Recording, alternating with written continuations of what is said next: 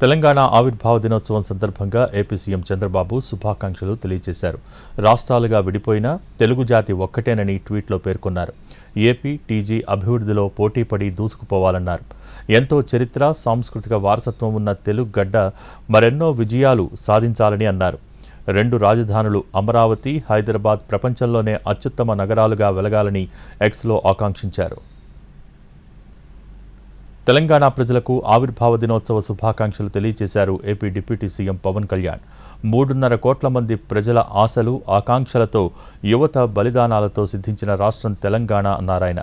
అణగారిన వర్గాల సంక్షేమం, యువత ఆకాంక్షలు, వ్యక్తి స్వేచ్ఛకు విఘాతం కలిగితే గళం వినిపించే తెగువ తెలంగాణలో ఉందన్నారు పవన్ కళ్యాణ్. ఘనమైన చారిత్రక, సాంస్కృతిక వారసత్వ సంపద వెలసిల్లే తెలంగాణ రాష్ట్రం సమున్నతంగా అభివృద్ధి చెందాలని ఆకాంక్షిస్తున్నానని పేర్కొన్నారు. తెలంగాణ కోసం బలిదానం చేసిన ప్రతి ఒక్కరికి అంజలి ఘటిస్తున్నానని ట్వీట్ చేశారు.